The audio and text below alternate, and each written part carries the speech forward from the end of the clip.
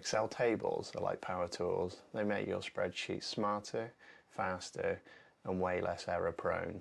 Here's how to use them to make your life easier. So we've got a normal range of data here that isn't currently formatted as a table. If we want to change this to a table, we can click anywhere within the data, in the insert ribbon, and click table. Well, the quick way to do that is the keyboard shortcut Control and T. This will give you the create table dialog where you can see the table range.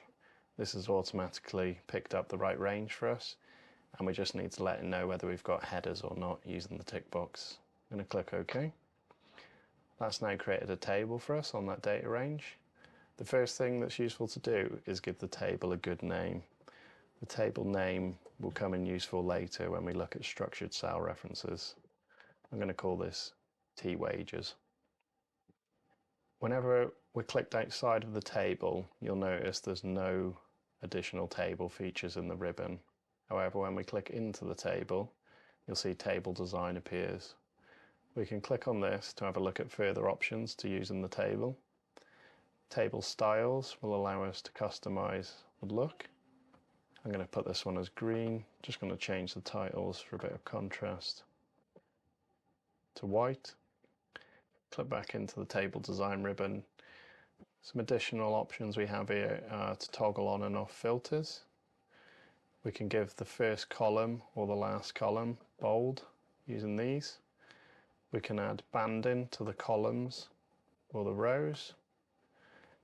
We can turn the header row on or off. And this feature is really useful, the total row. If we turn this on, you can see it automatically adds a total row down the bottom of the table. And then within each column of the table, we can click in to this little drop down and we can choose from all these predefined functions. So we can quickly sum, count, average, and so on. Great thing with these is they're dynamic. So now I've added a sum into here. If I was to add a row into the table, put a figure in here, you'll see that my total automatically updates to accommodate that new row of data. So now our table's got a name. If we go to View, Navigation, you'll see within Sheet 1 we've got T_wages, which is our name of our table. And if we click that, we can see it recognises that range. And again, if we insert more rows into this table, you can see this is now a dynamic range which will contract or expand as we add or remove data. This is really useful when using pivot tables. Let's have a look at adding a pivot table linked to this table range. So if we go to Insert Pivot Table, or whilst we're in the table design, there's a Summarize with Pivot Table option. You can see this picks up the table range as our table name. We're going to insert this just to the right here. I'm just going to quickly make a quick pivot. We'll put monthly wages by squad. So you can see we've got a pivot table of this data range. Now if we were to add another row into this data, we'll call this squad test row. Put in a number for wages, and then over in our pivot table, if we right click, refresh, you can see that's automatically picked up our test row and our value. So there's no need to make sure that your pivot table source ranges update, because if you link them to a table, they'll keep expanding or contracting automatically. If we go to pivot table analyze, change data source, again you can see that table name here instead of a traditional cell reference like this, which you'd have to maintain as the data moves. This works similarly for charts. So if we select our table, Control A, and if we go to Insert, I'm just going to use a recommended chart as an example. This one will do. See, we've got our chart here. If we delete these table rows, you can see our chart automatically reduces. Again, if we insert some rows with a test, you can see our chart is dynamically linking to this table. Tables can be controlled with slicers or timelines. So if we go to our table, and within the table design, we can click Insert Slicer, or within the Insert ribbon, we can use the slicer and timeline options here. We can insert a slicer, We'll do one for the squad. And you can see we've now got a nice slicer which we can customize using the slicer ribbon. Just going to make this one green. Maybe give it 3 columns. Adjust the height and the width using these cells, or you can drag them as well, like this. So now we've got a slicer which is linked straight to our table. The tables will automatically grow in terms of columns or rows. So you can see if I type in an additional column here, our table will grow to the right. If I type in an additional row here, our table will grow downwards. If for whatever reason we want our table to grow and it's not automatically grown, we can click into the table, table design, resize table, and you can adjust the size of the table manually here. When working with tables, we don't use traditional cell references like A1, B2. We use table structured references. These make it easy to see which column of data you're using, because instead of using the column number and the row number, instead you see the column name. Let's have a look. So in this jam bonus column, I just want to take the monthly wage and I want to multiply it by the bonus for January. And you can see instead of seeing G4 times H4, instead what we've got is we've got monthly wages times January bonus percentage. This is a lot more user friendly. You can instantly see exactly what the data is trying to do. The at the beginning of each of these tells us we're working with that specific row that we're typing in within the table. If we were to reference a whole column, you can see there's no at symbol there, because that at symbol tells us we're on the current row. Great feature with Excel tables is they automatically populate formulas, so there's no need to worry that your formulas are covering the same number of rows in your data set. So if we just simply take Feb bonus pounds and link it to this cell for this particular row, you can see this has automatically populated that formula down this entire column. So for table structured references, if we refer to the jam bonus column, and if we multiply that by the monthly wages, if we were to copy this cell and paste it in here, you can see we've still got the January bonus percentage and we've still got the monthly wages. This element is correct. We want to maintain the monthly wage column as if we had an absolute cell reference lock on it. However, we want the jam bonus column to change to the Feb bonus column as we drag to the right. Quick way we can force that for doing 1 or 2 calculations manually is we can change the contents between these square brackets.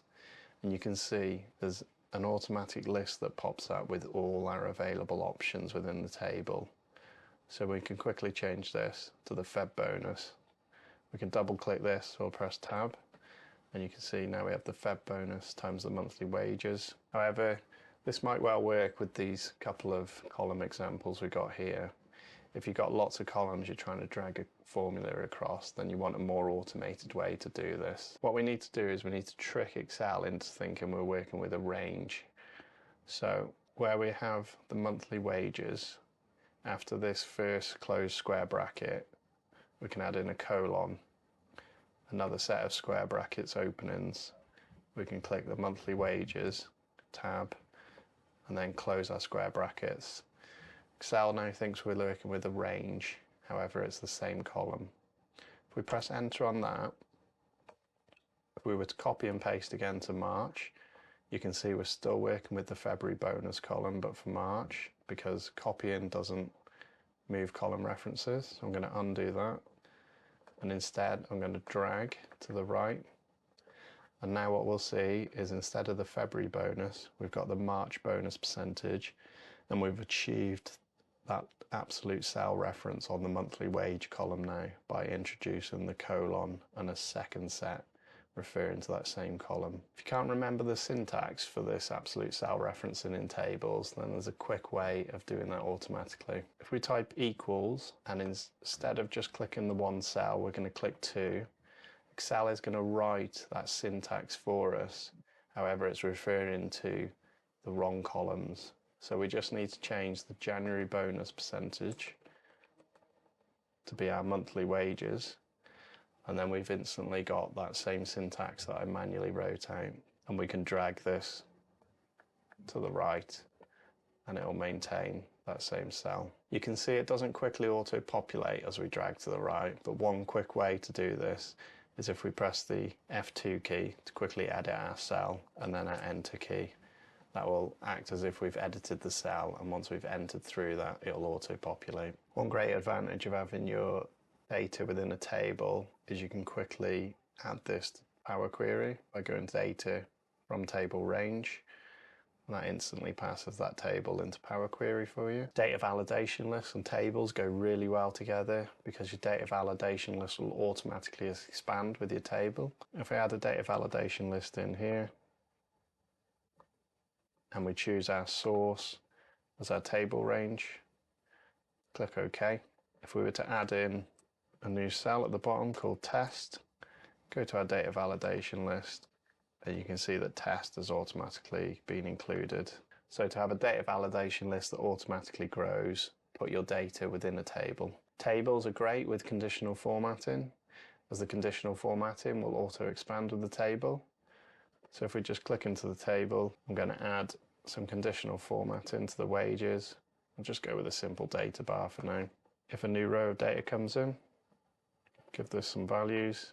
You can see that conditional formatting is automatically expanded for our new row in our data. When we're working inside our table, we can quickly refer to whole columns using Control and Space. So if we do a sum here, click anywhere here, Control and Space, you can see we've instantly selected our whole column.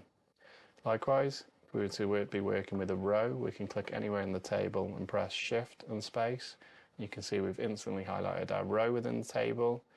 Note, when you're working with a table, this restricts it to the width or the length of the table, whereas Control and Space or Shift and Space select entire columns or entire rows when the data is not within tables. With table structured references, you can target specific parts of your data. So for example, if I was to select the top row, you can see this refers to my table name and then headers. If I was to go down to the bottom row, you can see this is the table name and all. And if we've got a subtotal at the bottom, if we go up one row to not include the total, you can see now we're referring to the table name, the headers, and the data. This is really useful when working with charts or pivot tables to pinpoint exact points within your data set. If you no longer want your data within the table, what you can do is go to the table design and convert to range, and that will restore your data set back to a traditional cell range. And you can see we type in an additional column, it doesn't grow with our table, and if we were to add a formula in, that also doesn't grow. Whether you're building dashboards, crunching numbers, or just keeping your spreadsheets tidy, mastering Excel's tables gives you a serious edge in Excel. If you've learned something new, give it a like, and please hit subscribe and drop your favourite Excel tips in the comments. I might cover them in a future video. Thanks for watching.